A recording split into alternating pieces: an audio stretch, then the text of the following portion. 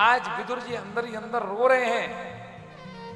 मैं कैसा अभागा हूं कि जब मैं नौकरी करता था उस समय तो ठाकुर जी वहां पर आए नहीं, और जब मैं नौकरी मेरी छूट गई तब भगवान दुर्योधन के यहां पर आ रहे हैं।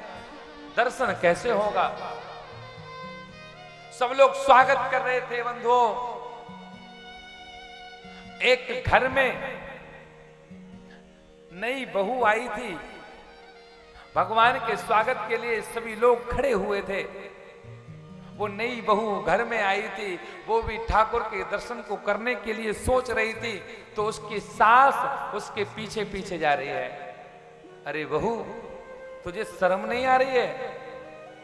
अभी तेरी रस्म भी पूरी की पूरी बाकी है और तू घर से बाहर निकल करके अपनो ये मोहड़ो और लोगों को दिखाएगी? ये अच्छी बात ना है। अंदर कर देती है, कभी खिड़की में जाती है तो सास उसके पीछे पीछे वहां आ जाती है। बहू ने छत पर, बहू पहुंच गई है। ठाकुर जी द्वारकानाथ द्वारकापुरी वाले निकल चुके होते हैं। बहू ने दर्शन कर लिया, लोगों ने फूलों की वृष्टि की, पर यह सास कहती है बहू से, बहू तेरे तो कर्म फूट गए हैं, तेरी तो किस्मत खराब है, तू अच्छी नहीं है। बहू ने एक ही बात कही, बोले मां अभागन मैं नहीं हूं, अभागन तो तुम हो। कर्म मेरे नहीं फूटे हैं मां, आपके फूट गए हैं। बोले कैसे?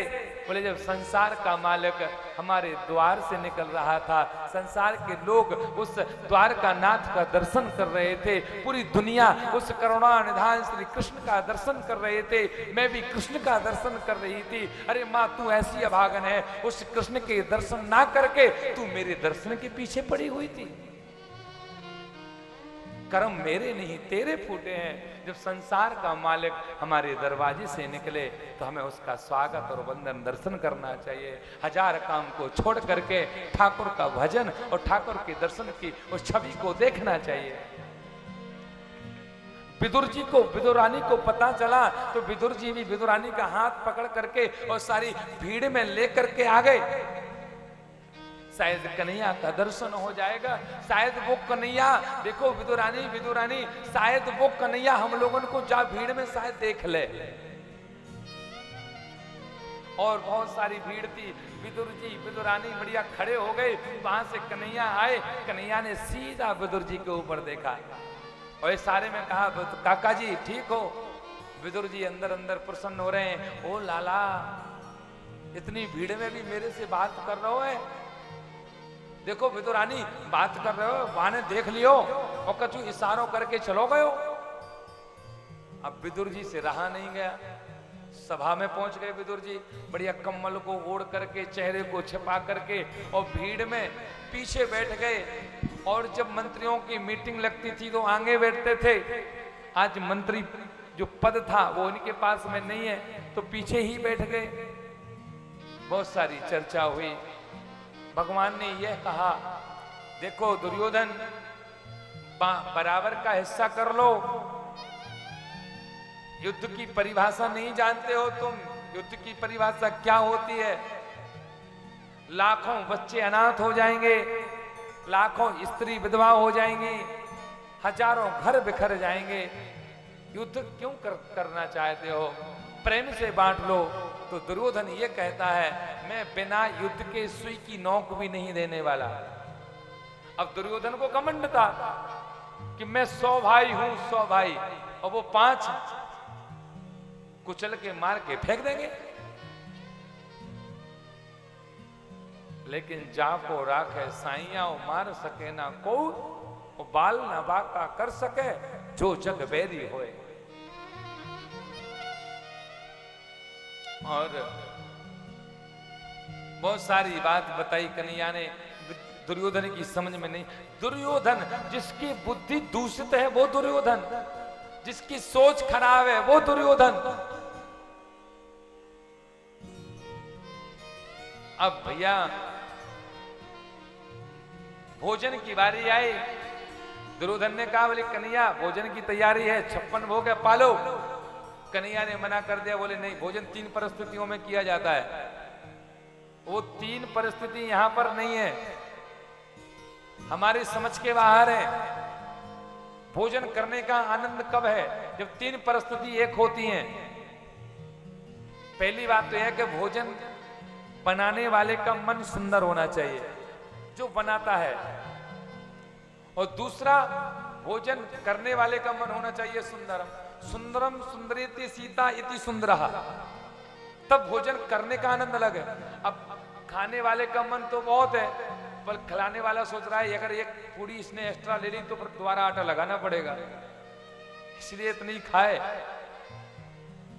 बढ़िया तरीके से बनाए खाए, तब भोजन करने में और कराने में आनंद आता है। और एक भाव, ठाकुर जी भाव के भूखे हैं, और दुर्योधन तेरे अंदर तो भाव है ही नहीं, तू तो युद्ध की लालच करके तू भोजन करा रहा है कि शायद मैं तेरा साथ दूं ज्यादा, इसलिए भाई नहीं, मैं भोजन नहीं करूंगा।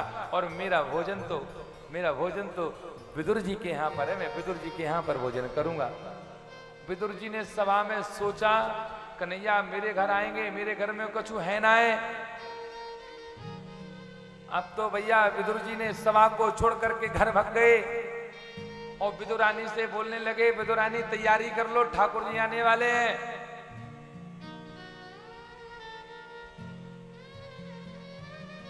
विदुर जी ने कहा, बोले विदुरानी घर में सफाई करो, मैं जा रहा हूं, कुछ लेकर के आता हूं। और यहां दुर्योधन क्या कह रहा है? बोले जिसके घर पर स्वयं खाने के लिए नहीं है, जिसके घर पर स्वयं के लिए लाले पड़ गए हैं, वो भैया कन्हैया तेरे लिए क्या खिलाएगा? और कन्हैया ने दुर्योधन से कह दिया, बोले नहीं, मेरा भोजन तो विदुर जी के यहां पर ही होगा। बहुत दिन पहले का निमंत्रण डला हुआ है, बहुत दिन की उदारी डली हुई है, मैं भोजन तो वही करूंगा। अब बंधुओं, अब विदुर रानी अपने घर पर थी, जोर से बोले श्री राधे, और जोर से बोले श्री राधे, श्री राधे। और विदुर रानी अपने घर पर थी,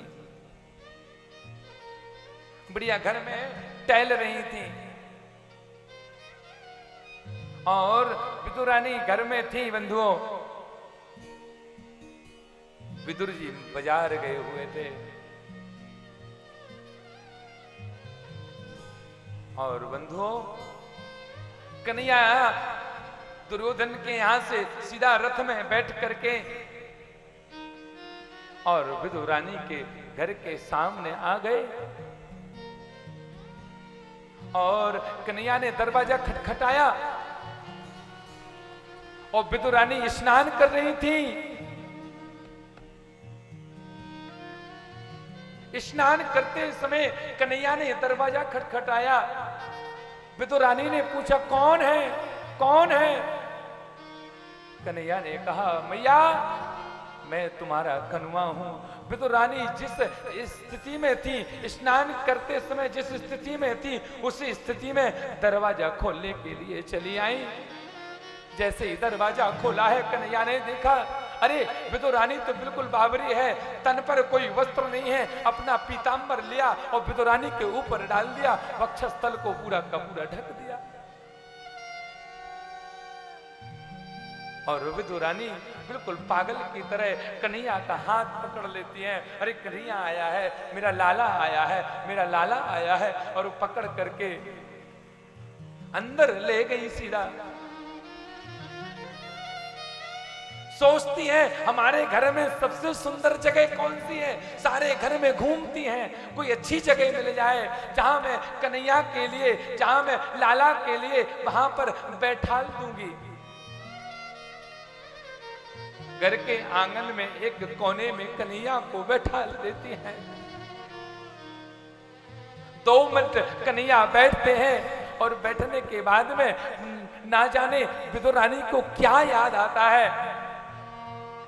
सोचती हैं अरे ये जगह ठीक नहीं है, ले लाला को उठाओ, लाला यहाँ से उठ जाओ, ये जगह ठीक नहीं है, ये आपके लिए नहीं बनी हुई है, दूसरी जगह पर बैठेंगे। और विदुर रानी फिर दूसरे कोने में बैठा देती हैं। फिर कन्हैया को उठा देती हैं, अरे चलो दूसरे कोने में बैठा लेंगे। 2 मिनट बैठा देती हैं और विदुर रानी घर के अंदर एक बार जाती हैं, घूमती हैं और कोई जगह मिल जाएगी। वहां से घर के अंदर गई हैं और बाद में आई हैं, कन्हैया कन्हैया कन्हैया उठो उठो उठो, सही जगह मिल गई, सही जगह मिल गई है बैठने के लिए। जहां पर तुलसी दल था वहां बीचों बीच में बैठा देती हैं। और जो चौकी रहती है, चौकी को सीधा रखना चाहिए, सीधा नहीं रखा है, उस चौकी को उल्टा रख दिया है और कन्हैया को वहां पर बैठा दिया है। विदुर रानी कन्हैया से बड़ा प्रेम कर रही हैं, लाला सब ठीक तो है, मैया कैसी है, बड़े दिन बाद आना हुआ, तो इस मैया को तू भूल गया, तुझे याद नहीं है, तेरे लिए मैंने बचपन में पूरा सिंगारा है, संवारा है, तू भूल गया था मुझे छोड़ करके चला गया था।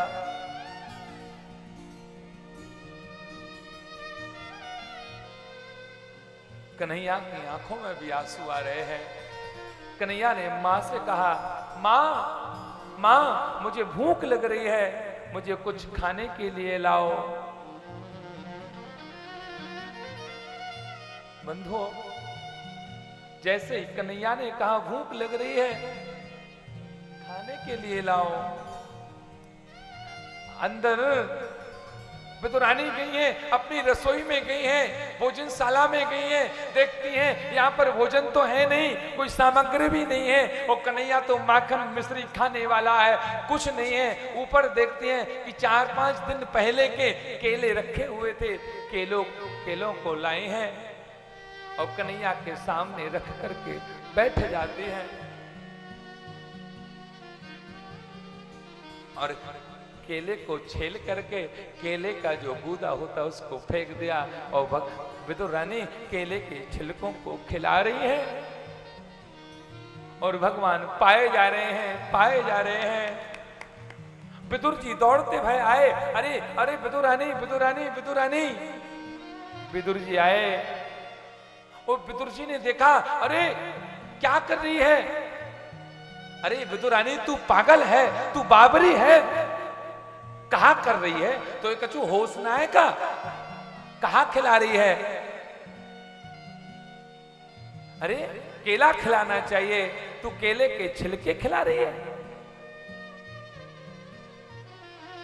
क्या कर दिया।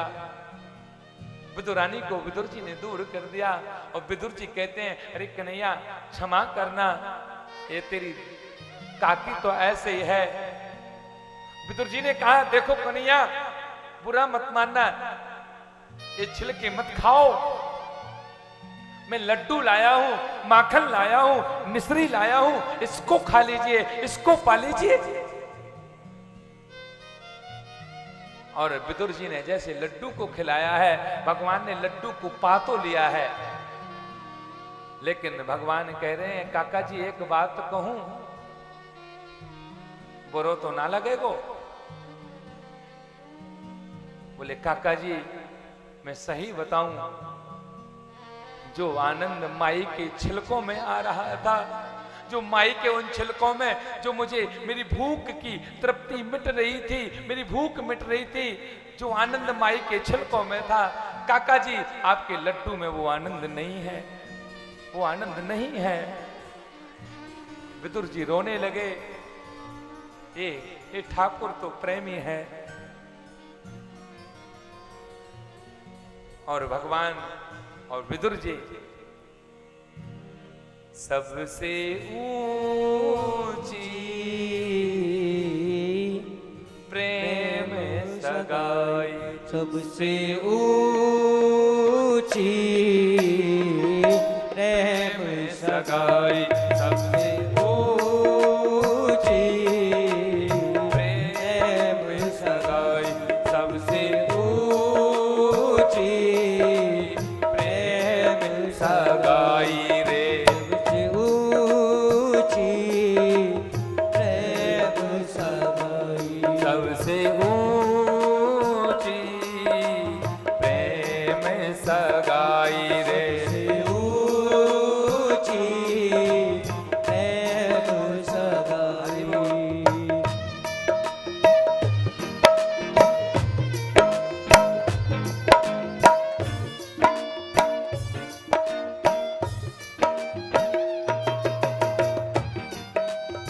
जय हो मां के बिहारी लाल की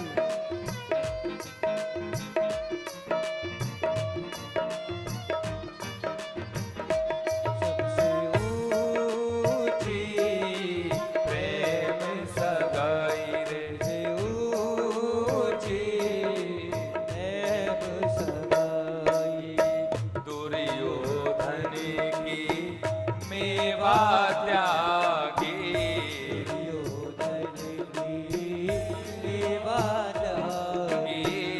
दुर्योधन की मेवा त्यागी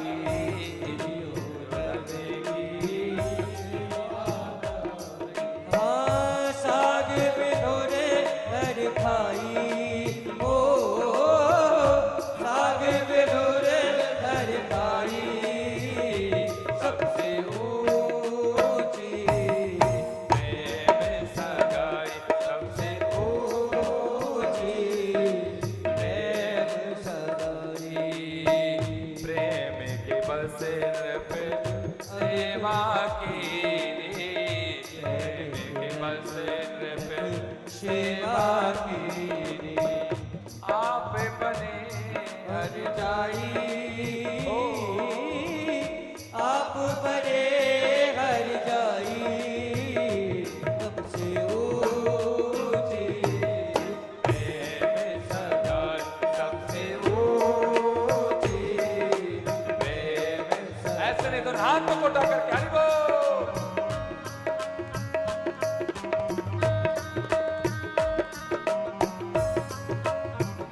जय हो मां के बिहारी लाल की जय हो लाली की सेवा जय हो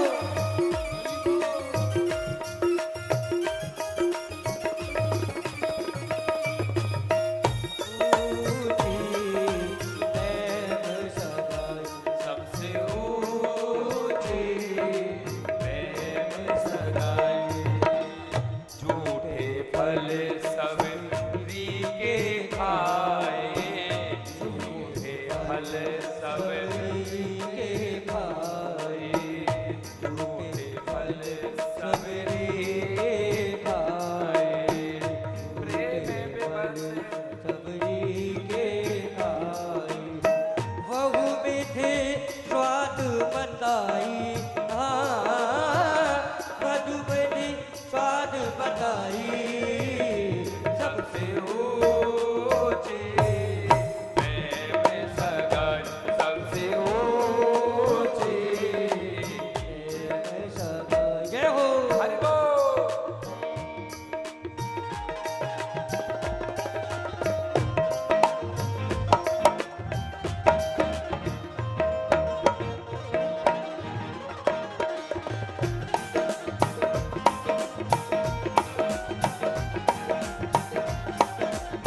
देखिए ऐसे नहीं सबसे ऊंची प्रेम सगाई आप लोग बहुत कंजूसी करते हैं हमारे मुख्य यजमान के परिवार के लोग राधे इधर ऐसे नहीं दोनों हाथ ऊपर कीजिए हरि बोल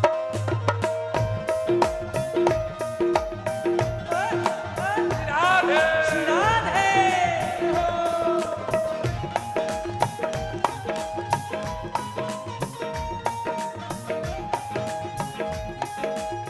दोनों ताली बजाइए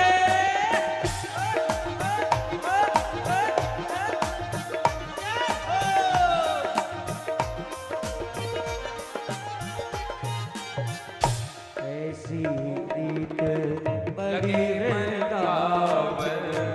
ऐसी प्रीति बड़ी वृंदावन। ओ गोपियन नाच नचाई, गोपियन नाच नचाई, सबसे ऊंची प्रेम सगाई सबसे ऊंची। राजसूया के ये दुष्टर तीनों, राजसूया के ये दुष्टर तीनों। तामे झूठ उठाई, तामे झूठ उठाई, सबसे ऊंची प्रेम सगाई सबसे ऊंची। प्रेम सगाई सबसे ऊंची, प्रेम सगाई सबसे ऊंची। हरि बोल।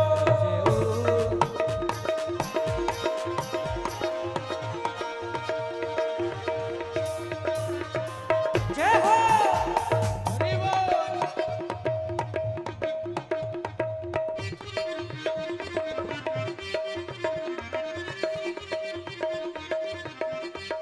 हरि बोल।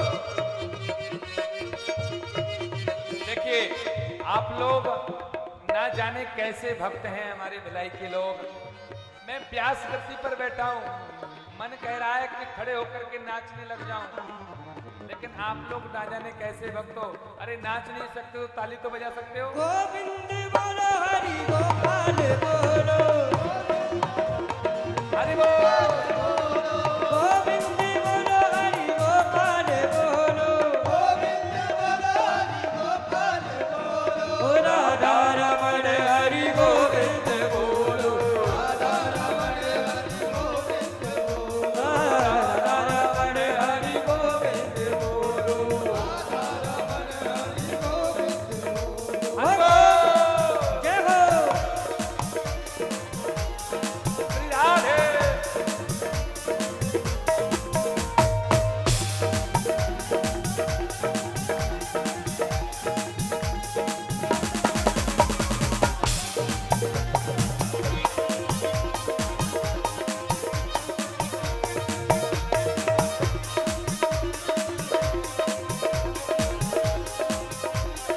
हरि बोल।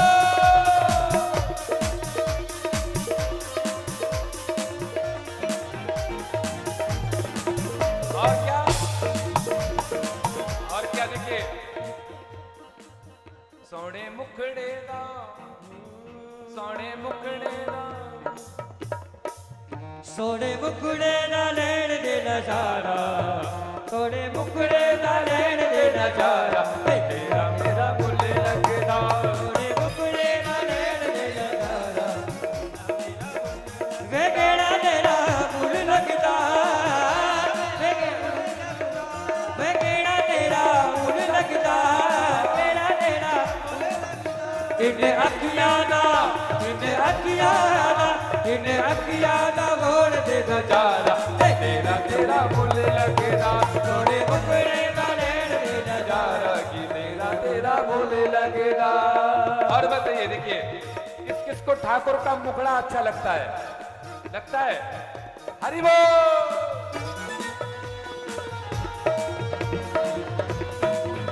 श्री राधे।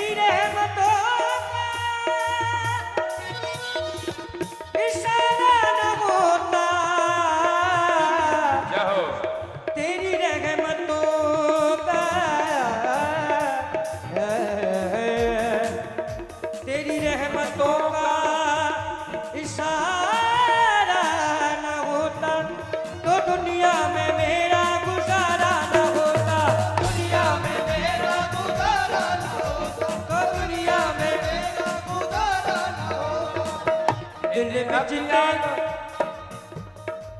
दिल बिच तेरी सूरत समाई जय हो। ओ मनमोहन कृष्ण कन्हाई ओ मनमोहन कृष्ण कनाई ओ मनमोहन कृष्ण कनाई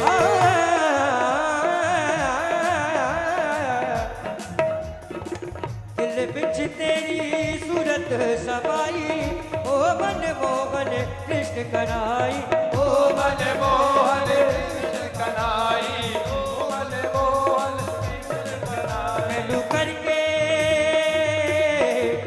मैनू करके बुला ले इशारा मैनू करके बुला ले इशारा तेरा तेरा मुल्ल लगेगा थोड़े मुखड़े ना लैण दे नजारा कि तेरा मुल्ल के तेरा तेरा मुन लगदा तेरा तेरा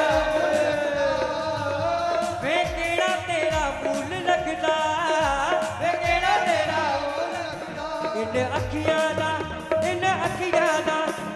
अखियां दा होण दे गुजारा इन अखियां दा होण दे गुजारा तेरा तेरा मुल्ल लगेगा थोड़े मुखड़े ना लैण दे नजारा तो देखिए ऐसे नहीं राधे सभी के हाथ ऊपर होना चाहिए सभी लोग जय हो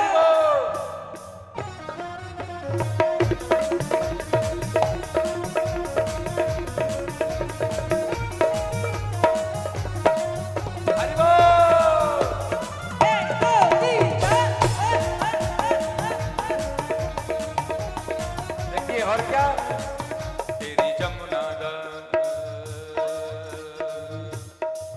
तेरी जमुना दा मीठा मीठा पानी तेरी जमुना दा मीठा मीठा पानी मटकिया भर ले दे जमुना दा मीठा मीठा पानी मटकिया भर ले तेरी मटुकिया भर लेन दे मटुकिया भर लेन दे मटुकिया भर लेन दे मटुकिया भर लेन दे ये बताइए कौन कौन मैया जमुना से पानी भरना चाहती हैं तेरी जमुना दा तेरी जमुना दा मीठा मीठा पानी मटुकिया भर लेन दे तेरी जमुना दा मीठा मीठा पानी मटकिया भर ले हरि बोल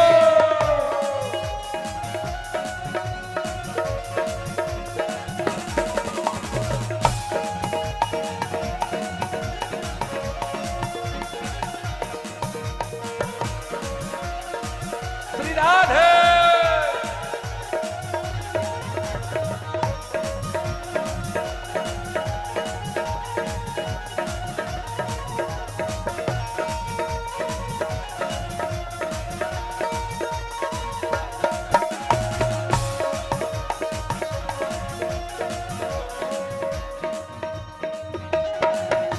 जय राधे राधे जय राधे राधे जोर से बोलना है सभी को जय राधे राधे राधे राधे जय वृंदावन जय में राधे राधे राधे राधे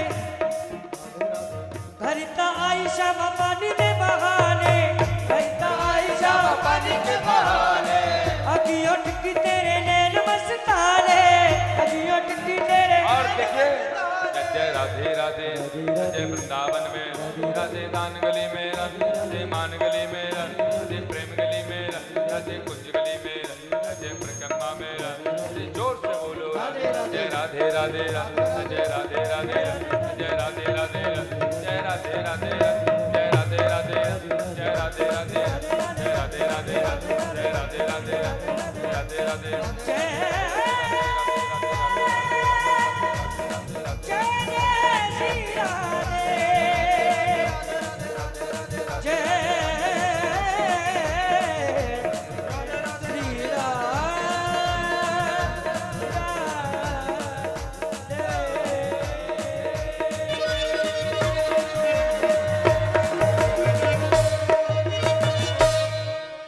बोले वृंदावन बिहारी लाल की जोर से बोलिए राधे राधे राधे राधे सबसे ऊंची प्रेम सगाई सबसे ऊंची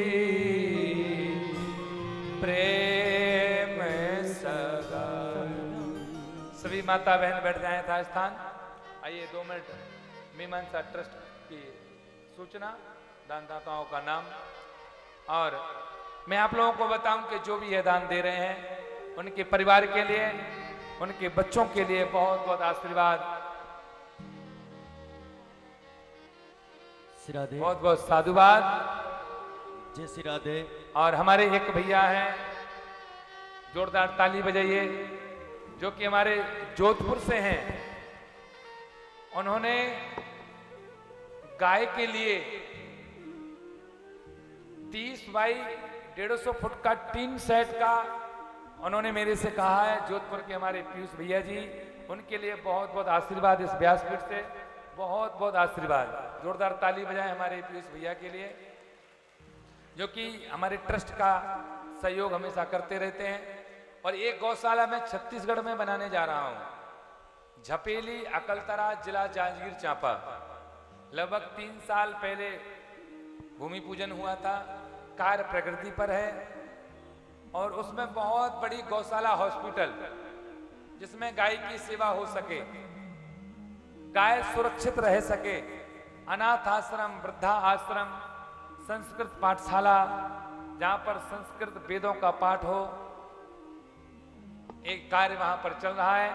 तो जो भी हमारे दिशा चैनल से देख रहे हो या यूट्यूब चैनल के माध्यम से देख रहे हो, और समस्त भिलाई के लोग जो भी पंडाल में बैठे हुए हैं, जो भी इस शुभ कार्य में, गाय माता की सेवा में जो भी सहयोग करना चाहते हैं, तो बाहर मीमांसा मानव सेवा संस्था का कार्यालय लगा हुआ है।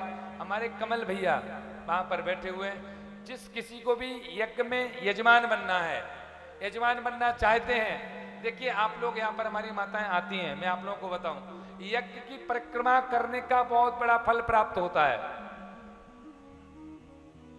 अब यहाँ तो शायद आप लोगों ने कभी यज्ञ या तो देखा नहीं है, यहाँ पर जानते नहीं है। जो यज्ञशाला बनी हुई है उसकी परिक्रमा करिए, बहुत फल मिलेगा।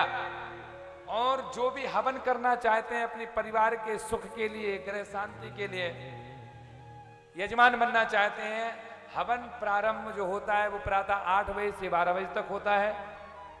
तो हमारे कार्यालय में जाकर के जो भी यजमान बनेंगे वो कार्यालय से ही बनेंगे। उनके पास में ट्रस्ट की नाम की रसीद या वो कार्ड होना चाहिए, वही कल से यज्ञशाला में बैठेंगे।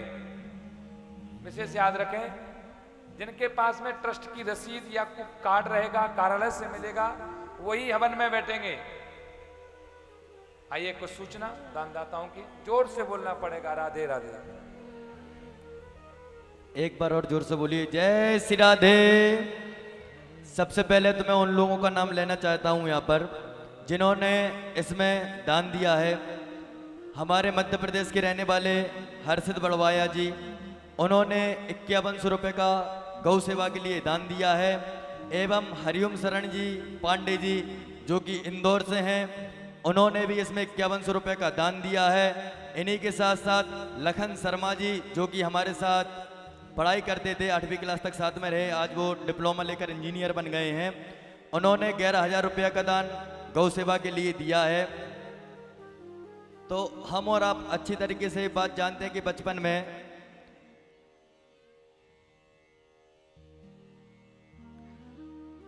हम ये बात बचपन से किताबों में पढ़ते आ रहे हैं कि गाय हमारी माता है और दूध देती है जिससे कि हमारा पेट भरता है। ऐसा हम लोग बचपन से किताबों में पढ़ते आ रहे हैं।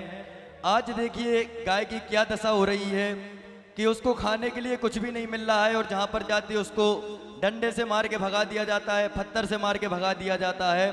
इसका कारण भी है, इसका बहुत बड़ा कारण भी है। आज हम जो कहते हैं कि हमारे बच्चे का पढ़ने में मन नहीं लग रहा है, या कई ऐसी हम बातें करते हैं कि हमारा बच्चा इस रोग से पीड़ित है, ऐसी परेशानियां, वैसी परेशानी। तो हम ये बात अच्छी तरीके से जानते हैं कि जो प्राकृतिक प्राप्त होता है हमारे लिए, उसकी शक्ति कुछ और होती है, और हाथ से बनाई हुई चीज की शक्ति कुछ और होती है।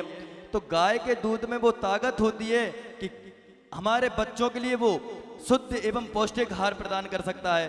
क्योंकि बूढ़े पुराने जो हमारे बुजुर्ग संत लोग हुए, उन्होंने ये बात कही है कि विद्यार्थी के 5 लक्षण होते हैं। जब कोई भी बालक घर से जाता है विद्यालय के लिए हॉस्टल में, तो उसके 5 नियम होते हैं। तो वो 5 नियम हम अच्छे तरीके से जानते हैं। काग चेष्टा भको ध्यानम स्वर्ण निद्रा तथै बचा। मतलब कौवे की जैसी नजर होना, बगुले के जैसा ध्यान होना, कुत्ते के जैसी सोना, एक विद्यार्थी के 5 लक्षण होते हैं। लेकिन आज के विद्यार्थियों के वो 5 लक्षण बदल चुके हैं। अब ऐसे उनके अंदर लक्षण नहीं रहे। क्यों नहीं रहे? एक तो माँ के स्तन में से दूध निकलना बंद हो गया, दूसरा गौ माता नहीं रही कि जो उनका दुग्ध पान करके बच्चे के लिए सद्बुद्धि प्राप्त हो सके। अब उनके लक्षण बदल के किस प्रकार के हो गए कि मुंह भी चेष्टा इसके ध्यानम घोर निद्रा तथा बचा। आज देखो हॉस्टल में पढ़ने वाले बालक जो भी हैं, टाकीज में जाकर टीवी देखना, उनका पिक्चर देखना इनका स्वभाव हो चुका है। हाथ में बोतल लेना उनकी फितरत हो चुकी है कि मुंह भी चेष्टा इसके ध्यानम और घोर निद्रा तथा बचा। दोपहर के 2 बजे सोकर उठना एक कारण है। इसके पीछे बहुत बड़ा कारण है कि हम प्रकृति से छेड़खानी करेंगे तो उसका जुर्माना तो हमें भरना पड़ेगा। आज देखिए कोरोना जैसी महामारी हमारे देश में आई है, किस कारण से आई है? जीव जंतु के कारण से ही आई है। अगर इनका हम अनादर ना करें, इनका हम सम्मान करें, चाहे वो कोई सा भी जीव हो, भगवान ने उनको बनाया है, हमारे जैसे जान उनमें भी डाली। अगर कोई तुम्हें काटे तो कैसा लगेगा? दर्द तुम्हें भी होगा, दर्द उन्हें भी होता है। अगर 2 रोटी देने की औकात नहीं तो उसमें डंडा क्यों मारते हो? गाय में क्या जान नहीं है? हमें उसका सम्मान करना चाहिए। गांव में गाय में सारे देवताओं का वास है। एक बार भागवत कथा में गया, मैं सुना वहां पर, तो एक सज्जन ने वहां पर पूछा कि पंडित जी एक बात बताइए, गांव में और शहर में क्या अंतर है? गांव में और शहर में क्या अंतर है? तो पंडित जी का बहुत सुंदर जवाब उनके लिए कि गांव में और शहर में बेटा केवल एक ही अंतर है कि गांव में कुत्तों को भगाया जाता है, गांव में घर से कुत्तों को भगाया जाता है और शहर में कुत्तों को घर में रखा जाता है। गांव में गाय को पाला जाता है और शहर में गाय को भगाया जाता है। दूसरी बात उन्होंने एक और अच्छी बात कही, गांव में व्यक्ति मकान नंबर के नाम से जाना जाता है और शहर में बाप के नाम से जाना जाता है। गाय का अनादर न करें। हमारे परम पूज्य गुरुजी महाराज ने इस बीड़े को उठाया है कि मुझे गौशाला का निर्माण करना है, मुझे हॉस्पिटल खोलना है, वृद्धाश्रम बनाना है एवं संस्कृत पाठशाला खोलना है। इसका बीड़ा उठाया है। मैं आप सभी से अनुरोध करता हूं कि हमारा इसमें सहयोग करें, क्योंकि मीमांसा मानव सेवा चैरिटेबल ट्रस्ट, इसका मतलब होता है, मीमांसा का सही मतलब होता है कि मन से सेवा करना। मीमांसा का मतलब होता है मन से सेवा करना। आज कोई भी व्यक्ति, हम यहाँ पर 10 ब्राह्मण, हमारे परम पूज्य गुरुजी, अपना घर, अपना परिवार, अपने माँ बाप सबको छोड़कर हम आपके बीच में आए हैं। किस लिए? कि हमको गाय को बचाना है, हमको वृद्धों की सेवा करना है, कोई हमारे भारतवर्ष में दुखी न रहे, इतना हमको सक्षम अपने देश को करना है। तो आप हमारा सहयोग करें एवं आप सभी से प्रार्थना है कि आश्रम और हॉस्पिटल और गौ सेवा के लिए आपसे जितना हो सके उतना दान देने की कृपा करें। आगे आप गुरु जी का कथा श्रवण करें। जय श्री राधे, जय श्री राधे, जय श्री राधे। श्री राधे। हरे राम राम राम सीता राम राम राम, हरे राम राम राम सीता राम राम राम, हरे राम राम राम सीता राम राम राम, राम राम राम सीता राम राम राम, हरे राम राम राम सीता राम राम राम, हरे राम राम राम सीता राम राम राम, हरे राम राम राम सीता राम राम, सीता राम राम राम सीता राम राम राम, सीता राम राम राम। बोले वृंदावन बिहारी लाल की जय। तो जो भी कुछ भी किसी को भी कोई भी जानकारी लेना है, बहुत लोगों का ये कहना है कि गुरुजी हमें मिलते नहीं है या गुरुजी से मिलना चाहते हैं, तो बता दिया जाएगा कि कब मैं मिलूंगा। या बहुत सारे लोग कार्यालय पर पहुंच रहे थे, मेरे पास सूचना आई है जिस दिन भी मिलूंगा उस दिन, एक दिन पहले आप लोगों को सूचना मिलेगी कि कहाँ पर मेरा रहने का है या कहाँ पर हम मिलेंगे। बहुत लोग चाहते हैं कि मिलें, सभी की इच्छा पूर्ति होगी। कल जो भी अपना प्रश्न या आपकी समस्या आप लोग पूछना चाहते हैं, कल यहाँ पर एक पेटी रख देना, अपना नाम उसमें डाल देना और लिख करके जो कोई भी समस्या होगी वो आपकी समस्या का निवारण किया जाएगा। आपकी समस्या, आपके उस समस्या का अर्थ और उत्तर आपके पास में पहुंच जाएगा। तो जो भी अपनी समस्या बताना चाहते हैं तो उसमें डाल देना, आपके लिए जानकारी मिल जाएगी। जोर से बोलना पड़ेगा, राधे राधे। राधे राधे। आइए, तो श्री कृष्ण विदुर रानी के यहां पर गए, विदुर जी को दर्शन दिया। विदुर रानी के भाग को और बड़ा कर दिया। विदुर जी के घर पर, विदुर जी के मन में श्री कृष्ण का प्रेम और बढ़ गया। आगे चल करके बंधुओं, और भगवान श्री कृष्ण ने उस सभा में कह दिया था कि जो सबसे पहले मेरे कक्ष में आ जाएगा मैं उसकी बात को रखूंगा, उसकी बात सबसे पहले मानूंगा। श्री कृष्ण ने यह कहा था कि मेरे पास में दो वस्तु हैं, एक मैं हूं और एक मेरी सेना है। युद्ध होगा, मैं युद्ध नहीं करूंगा, मैं शस्त्र नहीं उठाऊंगा, मेरी सेना युद्ध करेगी। जो सबसे पहले आएगा मेरे पास में उसकी बात को रखूंगा और उस व्यक्ति जो पहले मांगेगा मैं उसको वह दिया जाएगा। अब भैया, अब सवेरे 4 बजे पहुंचना था। अब दुर्योधन ने सोचा रात्रि में जागरण करना है और सुबह कृष्ण के पास में पहुंचना है। तो कहते हैं रात्रि का जागरण करना है तो 3 चीजों का सहारा ले लो, रात्रि निकल जाती है। 3 चीज, मदिरा, सुरा, सुरा माने संगीत, सुर, मदिरा, सुरा, एक वैश्या का संग ले लो तो रात्रि निकल जाती है। दुर्योधन ने क्या किया, संगीत का भी सहारा लिया है, सुरा का भी सहारा लिया है और वैश्या का भी सहारा लिया है। बढ़िया पान कर रहा है मदिरा का। और अर्जुन का जो काम है, अर्जुन तो सो गए, बोले सवेरे उठेंगे जो होगा देखा जाएगा। और दुर्योधन तो जैसे 4 बजते हैं दुर्योधन श्री कृष्ण के कक्ष की ओर चला गया, पहुंच गया। वहां पर 2 आसन डले हुए थे, एक पैरों की साइड थी एक आसन, एक सिर के साइड थी। तो पहले अर्जुन गया तो पैरों की पास में जो आसन थी उस आसन के पास में बैठ गया। लेकिन थोड़ी देर बाद दुर्योधन विचार करने लगा, मैं तो इस नगर का राजा बनने वाला हूं, मैं किसी के चरणों में क्यों बैठूं? अरे कृष्ण है तो अपनी जगह पर कृष्ण रहेगा, राजा है तो द्वारका का राजा रहेगा, मेरी नगरी का थोड़ी राजा हो जाएगा। इसलिए मैं कृष्ण के पैरों की साइड नहीं बैठूंगा। सिर के पास में जो आसन रखी थी वहां पर बैठ गया। अब बैठने के बाद 5 बज गए, 6 बज गए। अर्जुन जी आए स्नान करके, बढ़िया चंदन लगा करके, और जाकर के सीधा पैरों के पास में अर्जुन जी बैठ जाते हैं और हाथ को लेकर के और श्री कृष्ण के चरणों को दबाने लगते हैं। बढ़िया सेवा करने लगे। श्री कृष्ण की निद्रा खुली, भगवान उठ गए।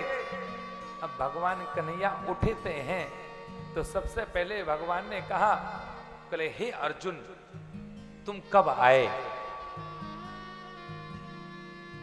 भगवान ने जैसे ही यह कहा कि हे अर्जुन तुम कब आए, दुर्योधन कहने लगा देखो भैया कन्हैया तुम फिर से छल कर रहे हो, झूठ बोल रहे हो। कृष्ण ने यह कहा दुर्योधन से मैं झूठ नहीं बोल रहा हूं।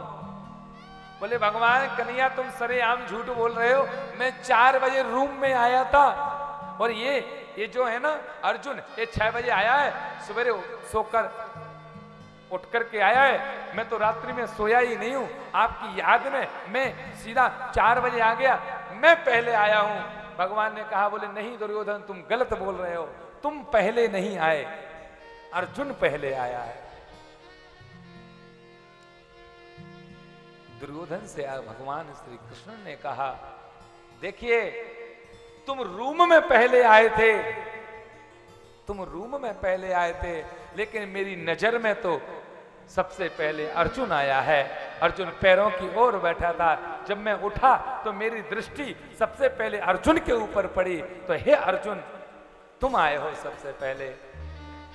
ये सेवा का भाव है, ये सेवा का फल है। मांगो अर्जुन, क्या मांगना चाहते हो? अर्जुन ने कहा भगवान आप मुझे देना चाहते हो? बोले हाँ देना चाहता हूं।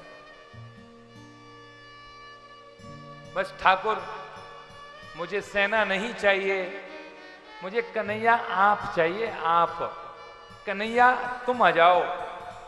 कन्हैया ने कहा सोच लो, मैं युद्ध नहीं करूंगा, शस्त्र नहीं उठाऊंगा। अर्जुन ने कहा बोले हाँ भगवान मुझे सेना नहीं चाहिए, मुझे आप चाहिए। मैं अगर मांगू तुझसे, एक भक्त कहता है भगवान से, मैं अगर मांगू तुझसे पर तुम मुझे कुछ न देना, मुझे कुछ मत देना, बरनासिक नहीं मजदूर हो जाऊंगा मैं, मजदूर हो जाऊंगा मैं। अगर मैंने भक्ति के बदले कुछ मांग लिया तो मैं मजदूर बन जाऊंगा, भक्ति के बदले मुझे कुछ नहीं चाहिए।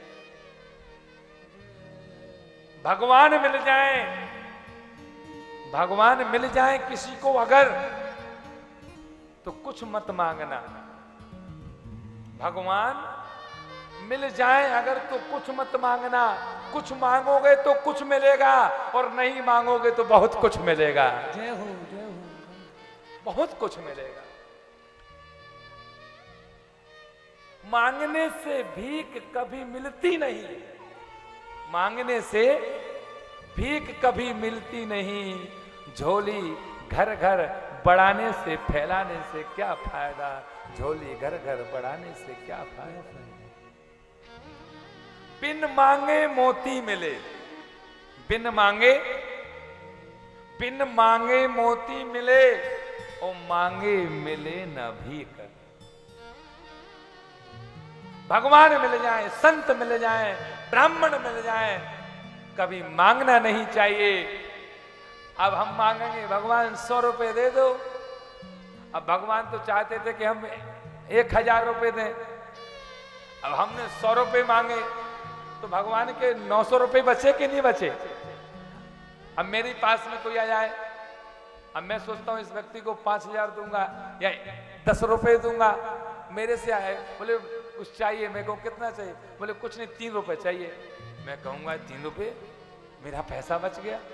तो बिन मांगे मोती मिले, मांगे मिले न भी, मांगना नहीं चाहिए। बरनासिक नहीं मजदूर हो जाऊंगा मैं। हाँ कन्हैया आप चाहिए, और स्वाभाविक है जो संसार का मालिक सामने खड़ा होगा उससे बड़ी और कोई दूसरी शक्ति हो सकती है। अर्जुन को कन्हैया मिल गए, दुर्योधन को सेना मिल गई, युद्ध प्रारंभ हुआ बंधुओं, बहुत सारा युद्ध हुआ। वह कुरुक्षेत्र की वह भूमि रक्त से भर गई, पूरी भूमि रक्त में लिपट गई। अंतिम समय में बहुत लोग, एक से एक योद्धा मारे गए। और एक योद्धा था, बहुत बड़ा दानी था, वो था महाराज कर्ण। कर्ण जैसा दानी और कर्ण जैसा इंसान इस जगत में कभी हो नहीं सकता है। एक बार की बात है कि राजा कर्ण अपने एक स्वर्ण के पात्र में तेल था, तेल का मालिश कर रहे थे, तो पात्र उल्टे हाथ में था, सीधे हाथ से, राइट वाले हाथ से मालिश कर रहे थे। एक ब्राह्मण आया, राजा भिक्षाम देहि, और कर्ण का नियम था सोना ही दान में देते थे। तो राजा कर्ण के उल्टे हाथ में जो सोने का पात्र था वो सीधा का सीधा ब्राह्मण को दे दिया कि लो दान में ले जाओ। ब्राह्मण ने दान लेकर के कहा, बोले कर्ण आज आपने गलती कर दी। बोले क्या गलती की? बोले आपने उल्टे हाथ से दान दे दिया। उल्टे हाथ से दान नहीं करना चाहिए, उल्टे हाथ से क्यों किया? ये ठीक नहीं है। कर्ण ने ये कहा, ये ठीक हो या ना हो मुझे कोई फर्क नहीं पड़ता है, ठीक यह है कि अगर उल्टे हाथ से सीधे हाथ तक मैं पात्र को लाता, सीधा हाथ गंदा था, मैं धोने जाता, उतने में मेरी बुद्धि अगर घूम जाती, अगर मैं दान नहीं करता तो मैं दान करने से वंचित रह जाता, मेरा नियम टूट जाता है, इसलिए मैंने उल्टे हाथ से भी दान दे दिया कि ले जाओ, कल्याण हो। यह है दान। राजा वही कर्ण ने युद्ध में मर रहा था, उसकी जान उसके कुंडलों में थी। कुंती ने कुंडल मांग लिए। राजा कर्ण ने अपनी आत्मा जो कर्ण में जो कानों के कुंडल में बसती थी, वही भी कुंती के लिए कानों के दोनों कुंडल उतार करके कुंती को दे दिए। लो, राजा कर्ण मर रहा था, आत्मा निकलने वाली थी। एक ब्राह्मण आया कि भैया राजा दान दो मुझे। सोने का दान करता था। अंतिम समय में युद्ध के मैदान में हाथ में सोना नहीं था, कान में सोने जो था वो कुंती ने ले लिए। मैं क्या दान दूं, सोना तो है ही नहीं। याद आया कि मेरे 2 दांत सोने के हैं। लो पंडित जी, ब्राह्मण, ये पत्थर लो, मेरे दांतों को तोड़ दो, और ये सोना है ना, ले जाओ। ब्राह्मण ने कहा, बोले नहीं, अगर मैंने तुम्हारे दांत तोड़ करके सोना लिया, दान लिया, तो वो सोना दान नहीं होगा, वो तो छीना हुआ सोना होगा, चोरी का सोना होगा। मैं ऐसे नहीं लूंगा, तुम निकाल करके दो। जो इंसान मर रहा है, प्राण निकलने वाले हैं, और कर्ण ने पत्थर को लिया, अपने दांतों को तोड़ करके जल से धो करके और ब्राह्मण को दान में दिया है। ये है दानी, जिनका नाम अमर है। गाय की सेवा, धर्म की सेवा इस शरीर से होनी चाहिए। क्या भरोसा है इस जीवन का, सांस रुक जाए कब कहां पर, कोई पता नहीं है। इसलिए गाय की सेवा अवश्य करें। मुझे तो लगभग 2 साल पहले जब कोरोना आया था, जिस समय कोरोना था उस समय मेरी मुंबई में ही कथा मैं करके आया था फरवरी में, और मेरी 25 मार्च से कथा शहडोल में थी, और 5 अप्रैल से कथा शायद नेपाल में होनी थी। छत्तीसगढ़ की महिला समिति है, वो लगभग सारंगढ़ से हैं। बहुत सारी महिलाएं हैं जो तीर्थों पर जाकर के कथा कराती हैं। तो वो कथा हमारी नेपाल में होना था, काठमांडू में, वो कथा कैंसिल हुई। उस समय जो लोगों की सोच क्या थी कि भगवान मेरा धन चला जाए, मकान चला जाए, बस भगवान में बच जाऊं, मर ना जाऊं, कहीं कोरोना रोना ना कर दे, वो स्थिति थी। आज भगवान ने उस स्थिति को ठीक किया है। फिर भी लोग भगवान की सेवा में नहीं जा रहे हैं, भगवान की कथा में नहीं जा रहे हैं कि भगवान ने इतनी बड़ी महाबीमारी को दूर कर दिया है, फिर भी हम भगवान की कथा हो रही है, फिर भी ऐसा नहीं कि हम भगवान की 5 मिनट कथा सुन के आए या गाय की सेवा कर लें या हम अनाथ लोगों की सेवा कर लें, ऐसा मन में विचार नहीं करते हैं लोग।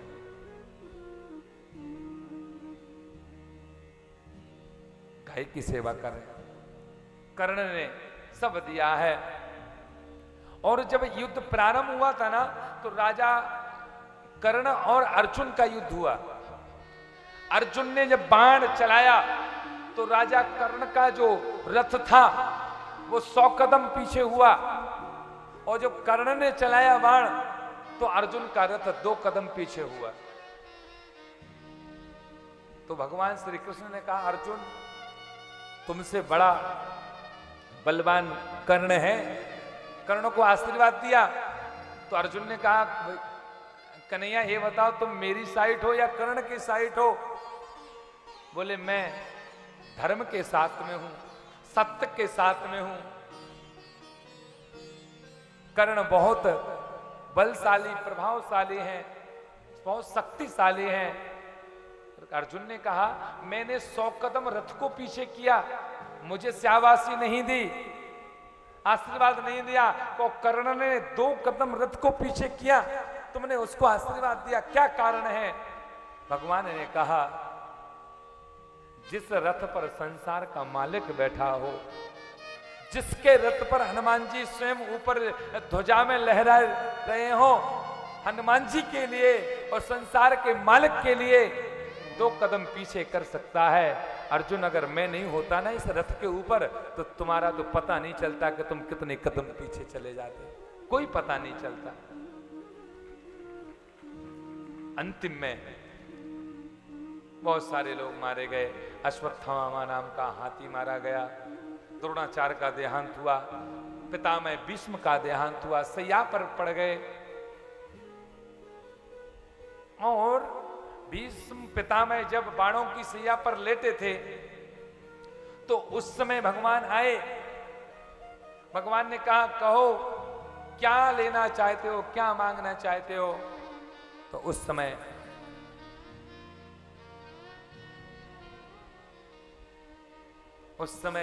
भगवान नहीं आए तो पितामह भीष्म कहते हैं कि भले कन्हैया तुम कहां चले गए?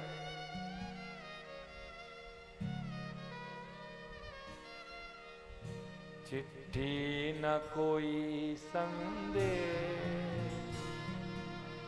जाने वो कौन सा देश, जहां तुम चले गए, जहां तुम चले गए। चिट्ठी न कोई संदेश, जाने वो कौन सा देश, जहाँ तुम चले गई, जहाँ तुम चले गई। कन्हैया तुम कहां चले गए छोड़ करके? इस दिल को लगा के ना जाने कौन सा देश, जहाँ तुम चले गए, जहाँ चले गए। कन्हैया को जैसे याद किया, कन्हैया आए हैं और कन्हैया ने फिर कहा, भैया बताइए क्या मांगना चाहते हो? पितामह भीष्म कहते हैं, मुझे कुछ नहीं चाहिए, एक चीज दे दो, मेरी बेटी से शादी कर लो। सब लोग देखते रह गए, पांडव लोग, कुंती, द्रौपदी। बोले भीष्म पितामह ने तो शादी नहीं की, फिर इनकी बेटी कहां से आई? ब्रह्मचर्य थे, बेटी कहां से आई? तो भीष्म पितामह कहते हैं, इतिमति रूप कल्पिता वितृष्णा सात्वत पुंग में विभोमने। भीष्म पितामह ने क्या कहा? इतिमति, मति माने बुद्धि, इतिमति रूप कल्पिता वितृष्णा, ये मेरी बुद्धि है, इस बुद्धि के अंदर तृष्णा भर चुकी थी। और भीष्म पितामह के लिए वरदान था इच्छा मृत्यु का वरदान। जब भीष्म पितामह स्वयं सोचेंगे कि मरना है तभी मृत्यु होगी, वरना भीष्म पितामह की मृत्यु नहीं हो सकती है। भीष्म पितामह 2 माह तक बाणों की सैया पर डले रहे। और भीष्म पितामह ने यह भी पूछा, भगवान ये बताओ, मैंने कभी पाप नहीं किया, फिर भी मुझे बाणों की सैया पर क्यों सोना पड़ा? 1 जन्म पिछले, 2 जन्म पिछले, 7 जन्म पिछले भी देखिए, मैंने कोई पाप नहीं किया, फिर भी मुझे बाणों की सैया मिली सोने के लिए। लेकिन 8वें पिछले जन्म में भीष्म पितामह ने एक मरा हुआ सर्प अपने बाण से उठा करके,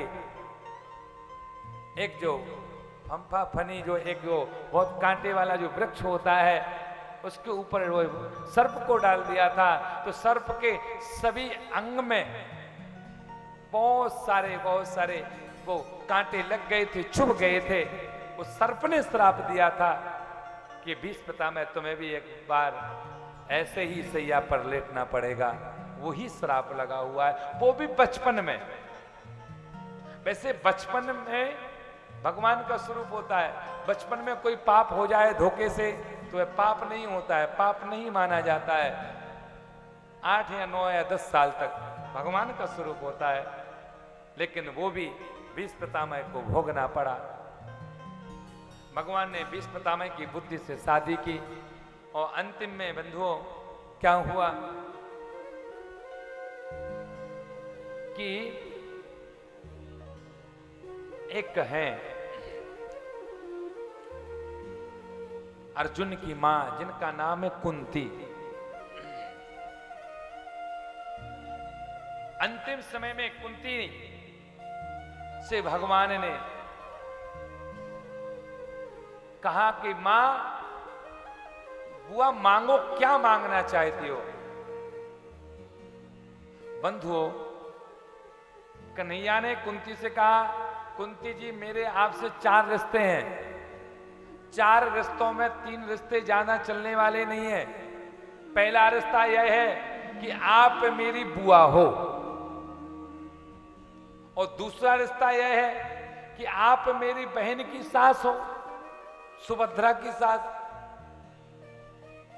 और तीसरा रिश्ता यह है कि आप मेरी मित्र की मां हो।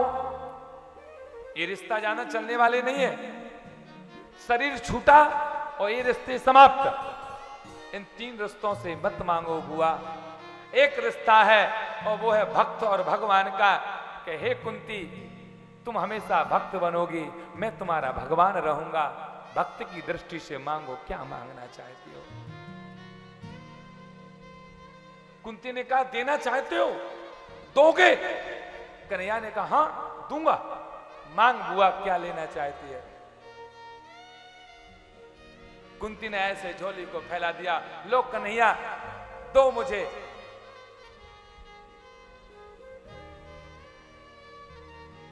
विपदा संतुना सत्सु तत्र जगत गुरु। मुझे इस संसार के जितने भी दुख हैं कन्हैया, वो मेरी झोली में डाल दीजिए, मैं दुख को लेना चाहती हूं। कन्हैया ने सोचा शायद सुख के बोलने से शायद धोखे से दुख निकल गया हो। बुआ क्या मांग रही हो? दुख मांग रही हो?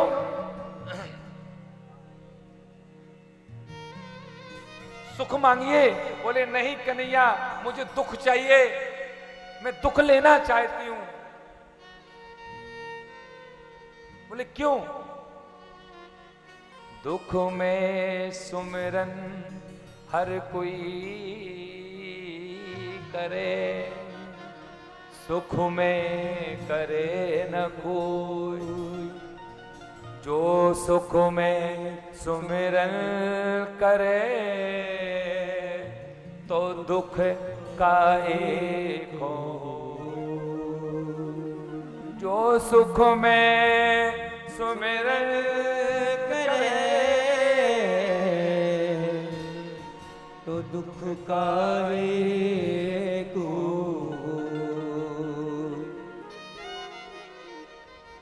इंसान सुख में सुमरन नहीं करता है, दुख आता है तो भगवान याद आते हैं।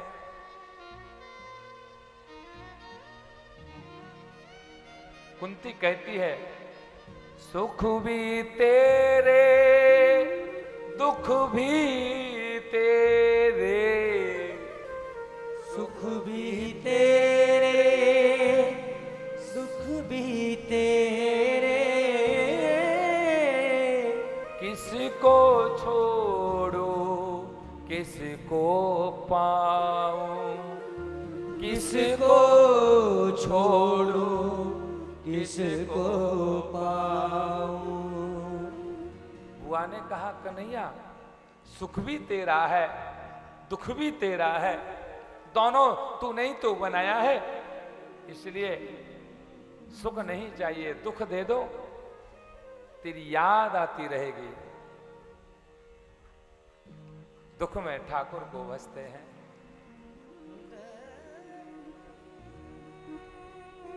और बुआ कहती है, अगर देखिए मेरे बच्चों के ऊपर दुख नहीं होता ना, तो कन्हैया तू हम लोगों के पास में नहीं खड़ा होता। मेरे भीष्म को, मेरे भीम को लिए विष के लड्डू दिए गए, कन्हैया तुमने रक्षा की। मेरे पांचों पांडवों के लिए लाक्षा गृह में जलाने की कोशिश की, तुमने आकर की रक्षा की। युद्ध में आगे खड़े होकर के तुमने अर्जुन की रक्षा की, मैं तुम्हें कैसे भूल सकती हूं। कन्हैया दुख चाहिए, तेरा सुमरन होना चाहिए। अगर मैंने सुख ले लिया तो तू मुझे छोड़ के चला जाएगा, छोड़ के चला जाएगा। बुआ कह रही है, तेरी अखियां है जादू भरी,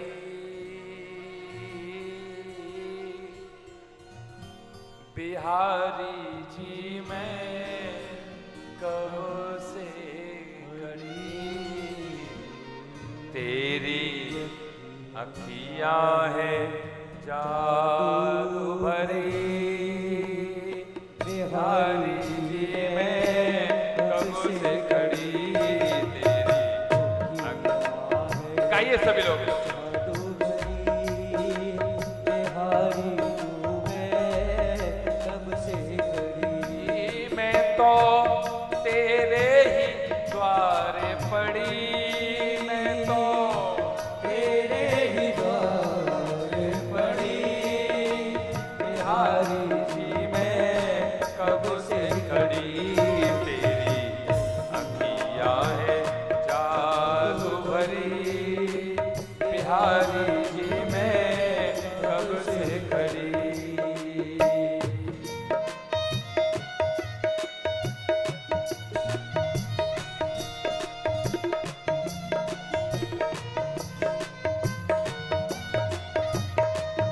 जय हो सावरिया सरकार की।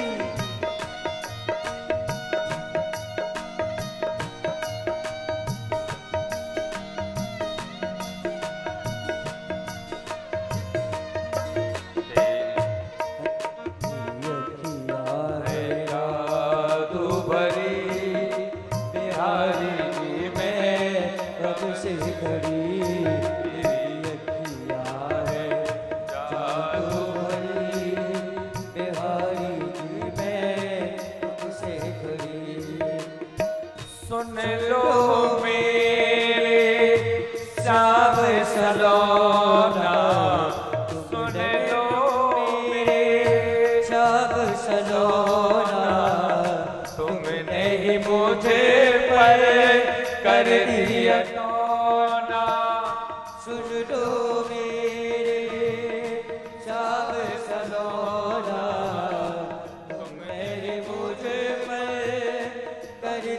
टोना, कर दिया टोना। मैं तो तेरे ही द्वार खड़ी हो, मैं तो तेरे ही द्वार खड़ी।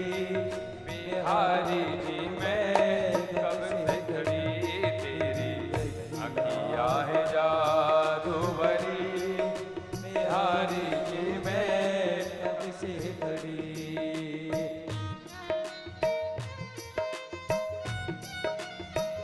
जय हो।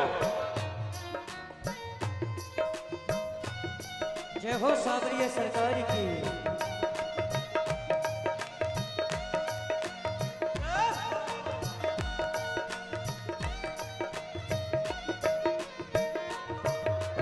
अखियाँ है जादू भरी, बिहारी जी मैं कब से खड़ी।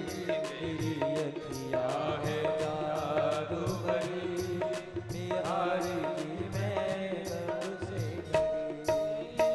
तुम सा ठाकुर और न पाया, तुम सा ठाकुर और न पाया।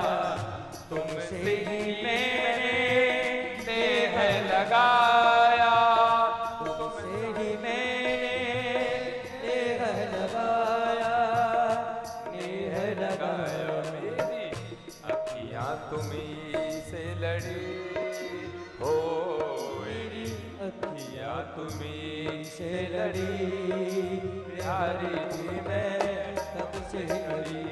तेरी अखियाँ है जादू भरी, बिहारी जू मैं कब से खड़ी। तेरी अखियाँ है जादू भरी, बिहारी जू मैं कब से खड़ी।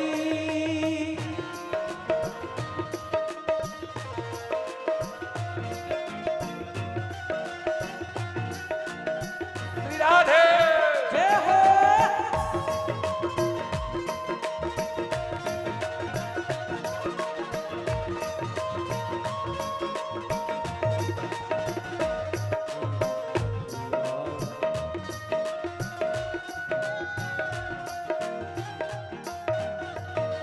तेरी अखियाँ है जादू भरी, बिहारी जी मैं कब से खड़ी। तेरी अखियाँ है जादू भरी, बिहारी जी मैं कब से खड़ी। कृपा करो हरि दास के स्वामी, कृपा करो हरि दास के स्वामी। बाके बिहारी अंतर्यामी, बाके बिहारी अंतर्यामी, अंतर्यामी। मेरी टूटे ना, मेरी टूटे ना,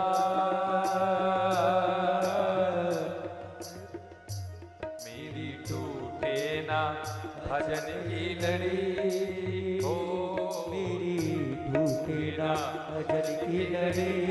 बिहारी जी मैं कब से खड़ी। तेरी अखियाँ है जादू भरी, बिहारी जी मैं कब से खड़ी। अखियाँ है जादू भरी, बिहारी जी मैं और कब से खड़ी। देखिए कुंती क्या कह रही है, रोते हुए कह रही है, यही रोना, यही आफत, यही रोना, यही आफत, यही दुख दम बदम होगा। होगा लेकर निर्लज ओ आंखें, न तू होगी ना गम होगा। ना तू होगी ना गम होगा। तेरी अखियाँ है जादू भरी, बिहारी जी मैं कब से खड़ी। तेरी अखियाँ है जादू भरी, बिहारी जी मैं कब से खड़ी।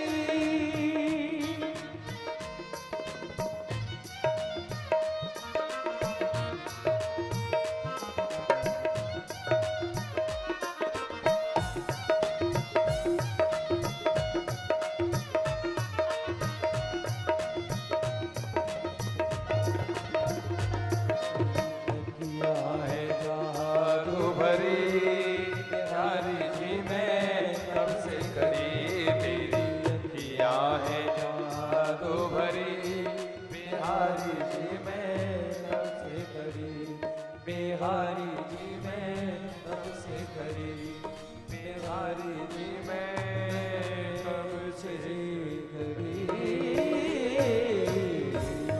बोले वृंदावन बिहारी लाल की जय। जोर से बोलना पड़ेगा, राधे। ऐसे नहीं। आप लोगों को पड़ोसी की सौगंध है जो जोर से ना बोले राधे राधे। घर को पड़ोसी ना है, अभी को पड़ोसी जो बैठे हुए हैं ना आपस में, जोर से बोलना पड़ेगा। अभी और कंजूसी हो रही है। मैं एक बात बताऊं, अगर यहाँ की महिलाएं और यहाँ के भाई अगर समिति का अगर ट्रस्ट का सहयोग करें तो मैं एक चीज चालू कर सकता हूं। यहां पर हमें कम से कम 20 से 25 महिलाएं चाहिए भंडारे के लिए, भोजन परोसने के लिए। तो कल से शाम को कथा के बाद भंडारा रहेगा। कितनी महिलाएं हैं जो भोजन बैठाल के लोगों को खिला सकती हैं? ईमानदारी से हाथ बताना, नहीं तो ऐसा ना हो कि महाराज को फंसा दिया जाए, भोजन बनवा दिया जाए और बाद में अलग हो जाए, महाराज परसों आप। कितनी महिलाएं हैं जो सेवा कर सकती हैं वो भाई लोग? यानी कि इतने लोगों में मैं चाहता हूं जितने लोग आएंगे कथा में तो भोजन कराऊंगा, लेकिन मैं बैठाल के भोजन कराने की सोच रहा हूं। वो झूठ झांट का भोजन नहीं कि उठाओ खाओ झूठे लो बेकार करो, वो नहीं, बैठाल के, वो भी पत्तल में भोजन होगा। अगर आप आज हमारी महिलाएं अपना नाम और नंबर कार्यालय पर कम से कम अगर 25 महिलाएं इस कार्य में भाग लेती हैं तो कल से बढ़िया घी का हलवा, पूड़ी और सब्जी या कभी रोटी भंडारा चालू रहेगा कल से। अगर लोग सहयोग के लिए मिलते हैं तो धन का सहयोग भंडारे में अगर कोई देता है तो ठीक है, लेकिन हमें अभी इस तरह के लोग चाहिए। जोर से बोलना पड़ेगा। आइए कुछ सूचना। श्री राधे। मीमांसा मानव सेवा चैरिटेबल ट्रस्ट को गौशाला हेतु दान श्री सनी सिंह, श्री सोनू सिंह एवं उनकी माताजी की ओर से 5100 रुपए का दान प्राप्त होता है, जिसके लिए मीमांसा मानव सेवा चैरिटेबल ट्रस्ट के द्वारा उनका हार्दिक हार्दिक धन्यवाद। आप देखिए, अगर ऐसे ही एक एक व्यक्ति अपना सहयोग प्रदान करेंगे तो ये निश्चित है कि ये बहुत जल्दी से जल्दी हमारा सपना साकार होगा। और आप भी एक बार गौ माता को गौशाला में आकर देख लीजिए। जय श्री राधे। और श्री सनी सिंह जी, श्री सोनू सिंह जी और उनकी माता जी स्टेज पर पधारे हैं, क्योंकि आपने इसमें जो सहयोग प्रदान किया है उसके लिए गुरु जी आपको आपका स्वागत के लिए आपको बुला रहे हैं, सम्मान के लिए। तो आप स्टेज पर पधारे हैं, गुरुजी के द्वारा आपका सम्मान किया जा रहा है। तो सोनू भैया कहाँ पर हैं? आइए, उनकी माता जी, चलिए उनकी माता जी यहाँ पर उपस्थित हैं, तो आप ही आ जाइए माता जी। आपका बहुत बहुत धन्यवाद एवं आपके जो सुपुत्र हैं उनको भी बहुत बहुत धन्यवाद। बोले वृंदावन बिहारी लाल की जय। 2 मिनट जिन्होंने ये दान दिया इनके परिवार के लिए। हरे रामा रामा जय हो। दोनों हाथ उठाकर बड़े भाव के साथ। राम राम हरे राम राम राम सीता राम राम राम। हरे रामा राम राम सीता राम राम राम।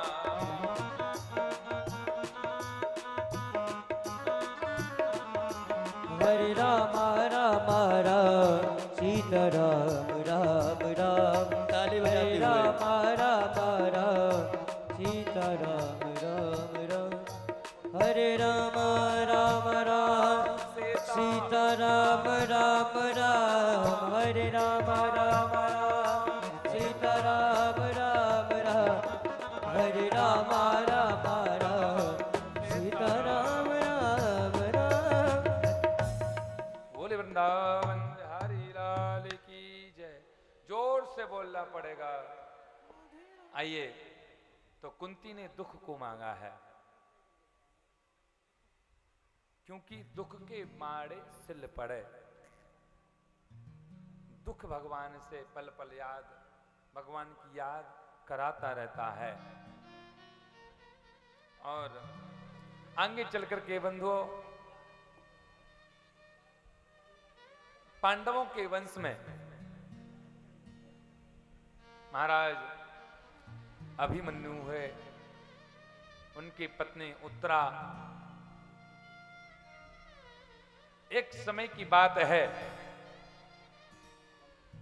कि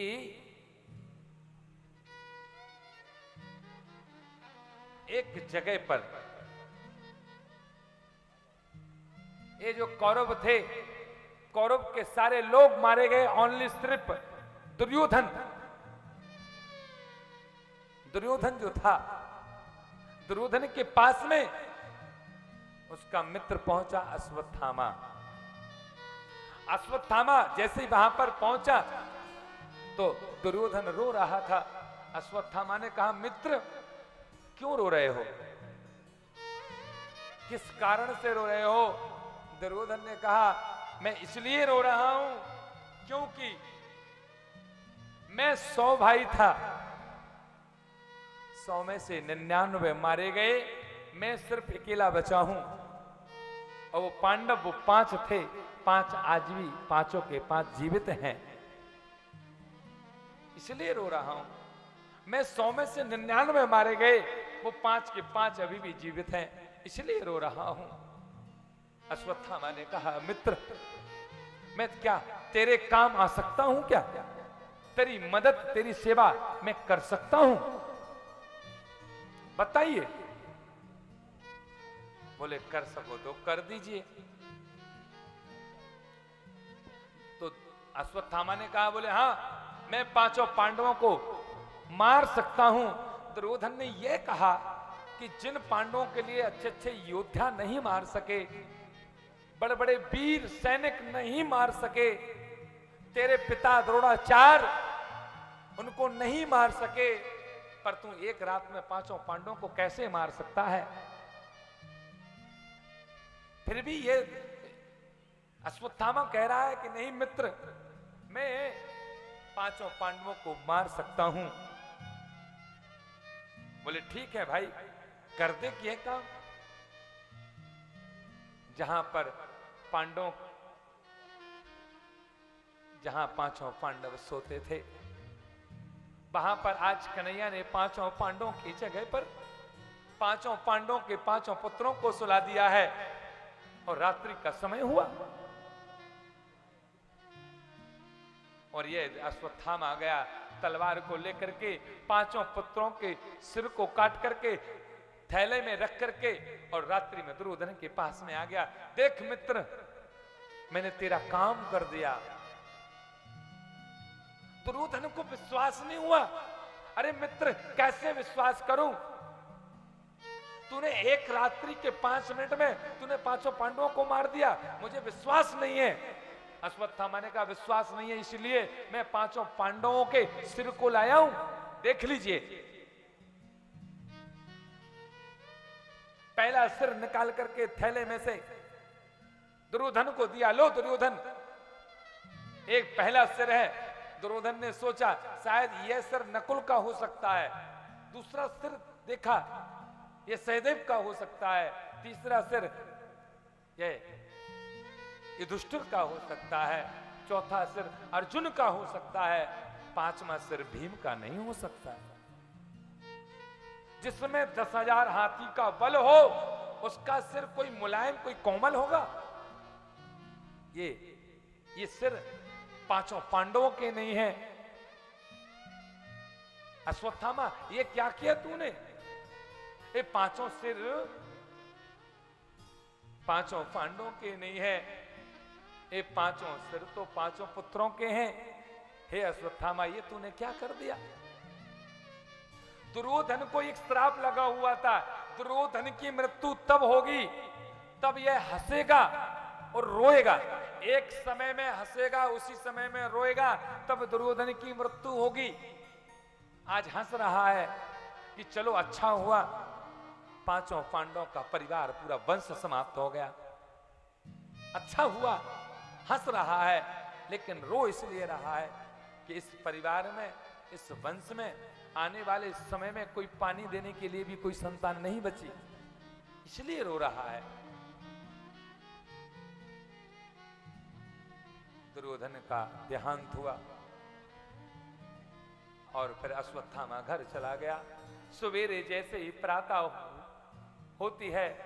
पांडवों के लिए पता चला मेरे 5 पुत्रों को मार दिया, और पता चला कि यह काम और किसी का नहीं, यह काम तो दुर्योधन का है, और अश्वत्थामा ने यह काम किया है। ये बहुत गलत हुआ। अश्वत्थामा को पकड़ करके लाए हैं, और पकड़ करके लाए हैं बंधु। जैसे ही पांडव मारने के लिए तैयार हुए, जैसे तलवार को मारने के लिए पांडव तैयार हुए अश्वत्थामा के लिए, वहां से द्रौपदी दौड़ती हुई आई। द्रौपदी कहती हैं, मुच्यता मुच्यताम शेषा ब्राह्मणो नितराम गुरु। द्रौपदी कहती है, ठहरो ठहरो, मुच्यता मुच्यता मुच्यता, ठहरो, मत मारो मत मारो। पांडवों ने कहा, द्रौपदी तू पागल हो गई है क्या? तेरे 5 को मारने वाला यही अश्वत्थामा है, इसको छोड़ दूं?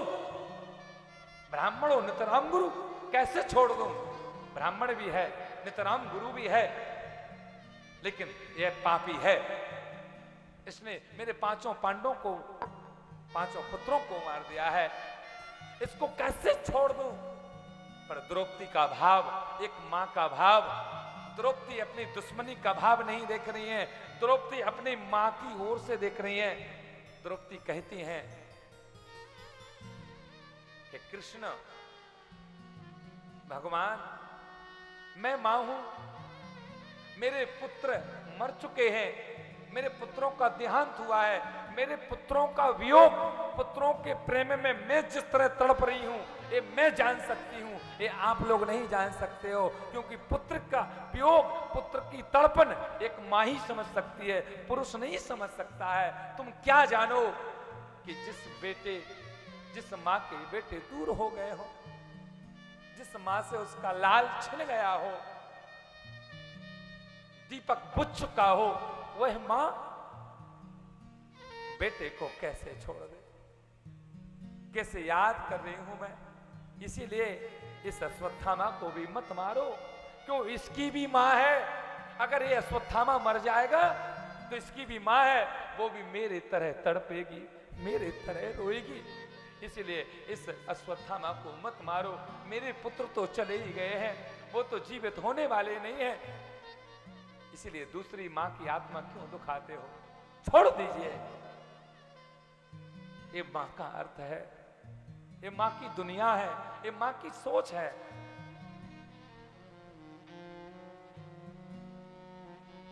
और श्री कृष्ण तो यह कहते हैं, ब्रह्म बंधुर्ना हंतव्या आतताई वधारणा मयोभो भयमात्मानं परिपय्यनुशासनम्।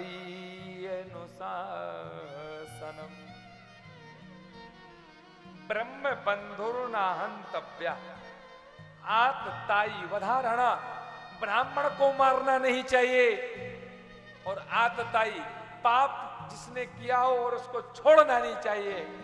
ब्रह्म बंधुर्ना हंतव्या आतताई वधारणा, आतताई का वध करने दे, आतताई का वध कर देना चाहिए, और ब्राह्मण को मारना नहीं चाहिए। ब्रह्म बंधुर्ना हंतव्या, ये गलत हो जाएगा मारना। तो क्या करें?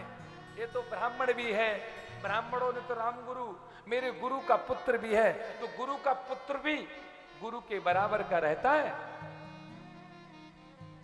क्या करें? कृष्ण ने कहा कुछ मत करो, ब्राह्मण को कभी हाथ नहीं लगाना चाहिए, ब्राह्मण का सम्मान जहां करते हो वहां उसका अपमान कर दो, वो वध के बराबर रहता है। अश्वत्थामा का वध किस तरह किया?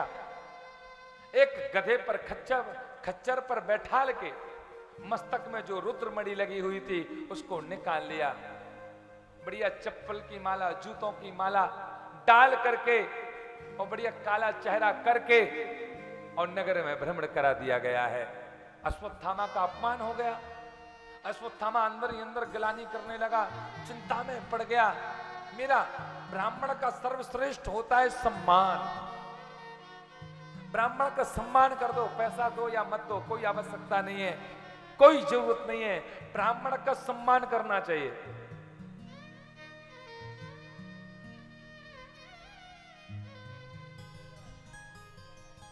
और अब अश्वत्थामा बहुत घबरा गया। अश्वत्थामा ने सोचा अब मैं इनका वंश को बर्बाद कर दूंगा। तो बंधु, उनके परिवार में उनकी एक बहू थी, उत्तरा नाम था। अभिमन्यु की वह पत्नी थी उत्तरा। उत्तरा गर्भवती थी। अश्वत्थामा ने आज सोच लिया कि मैं पांडवों के पूरे वंश को बर्बाद करके रख दूंगा। गर्भवती थी और इस अश्वत्थामा ने उत्तरा के ऊपर ब्रह्मास्त्र का प्रयोग कर दिया है और इस तरह सोच करके करवाया है कि उत्तरा का जो गर्भ है वह नष्ट हो जाना चाहिए। जैसे ही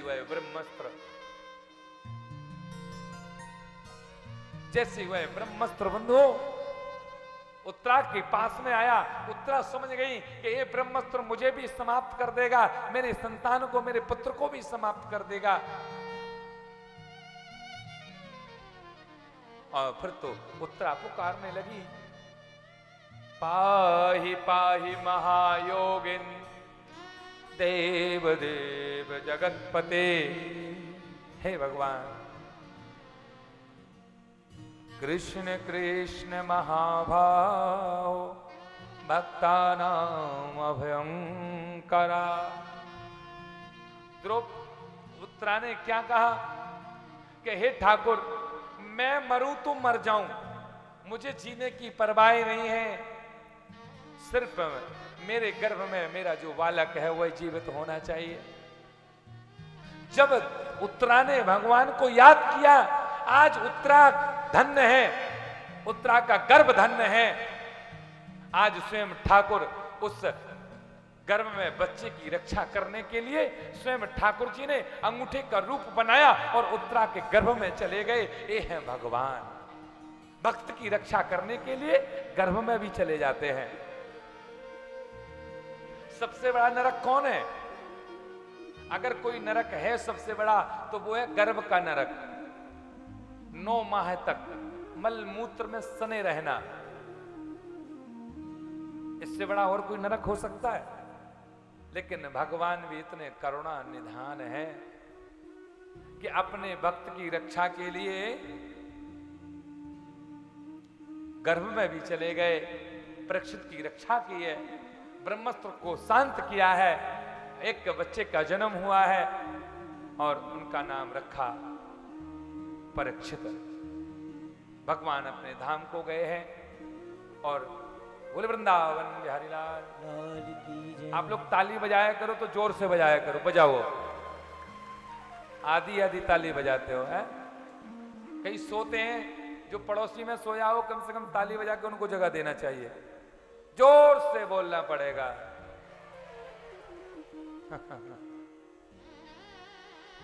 और फिर इसके बाद में परीक्षित थोड़े बड़े हुए। अंतिम समय में महाभारत का सब कुछ समाप्त होने के बाद में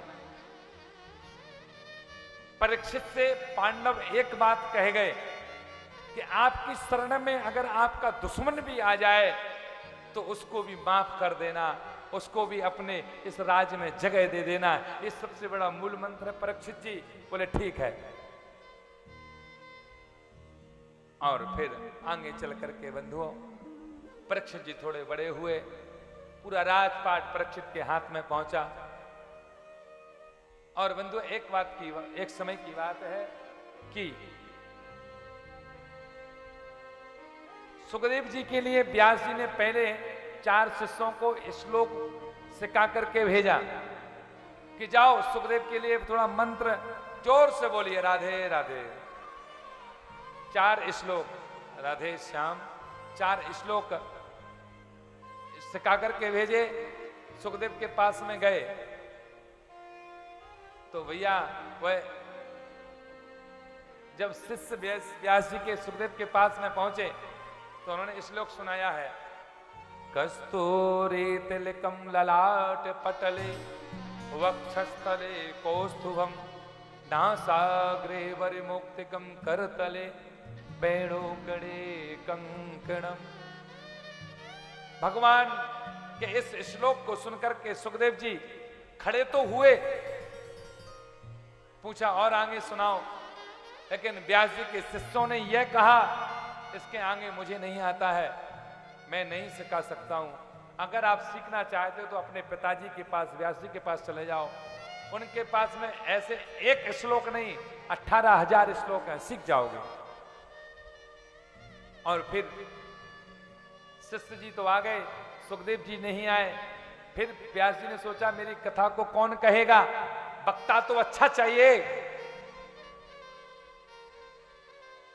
फिर से शिष्यों को भेजा, जाओ ये श्लोक सिखाना, बोलना, शायद सुखदेव आ जाएगा।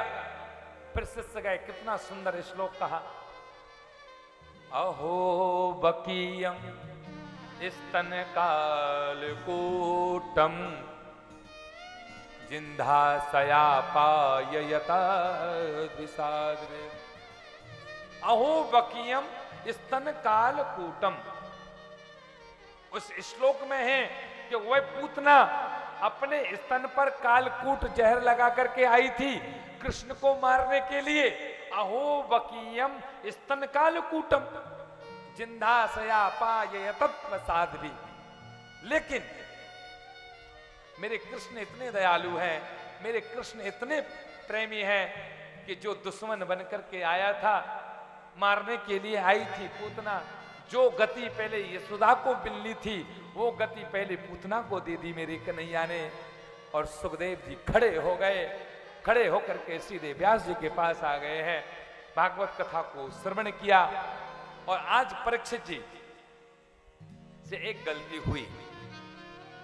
परीक्षित जी राजा थे, इनके पुत्र जन्मेजय पुत्र थे। परीक्षित जी एक दिन वन में शिकार खेलने के लिए गए। अब शिकार खेलने के लिए गए तो एक गाय थी, वो एक पैर पर खड़ी थी और रो रही थी। परीक्षित ने पूछा मेरे राज्य में एक गाय रो रही है? पूछा क्यों रो रही हो गाय माता? बोले मैं इसलिए रो रही हूं, मेरी कोई सेवा नहीं कर रहा है, मैं जाकर के बूचड़ खाने में मैं कट जाती हूं, मेरी कोई ख्याल नहीं रखता है, और मेरे पीछे पीछे ये काला काला ये कलयुग है, ये मुझे मार रहा है, मेरे शरीर से रक्त बह रहा है। जिस घर में गाय नहीं है, जिस घर में गाय की सेवा नहीं है, वो घर कलयुग का है, ऐसा पुराण में बताया गया है। श्रुत्वा ग्रह क्लेशम कलयुग प्रवेशम, उसके घर में तो कलयुग है। अगर आप शहर में रहते हैं, गाय नहीं रख सकते हैं, तो आप एक गाय लेकर के या उस गाय की सेवा का जितनी धनराशि होती है वह धनराशि गाय गौशाला में जाइए, दीजिए। जो 1 साल का खर्चा है जितना गाय का उतना दीजिए, जिससे आपको गाय रखने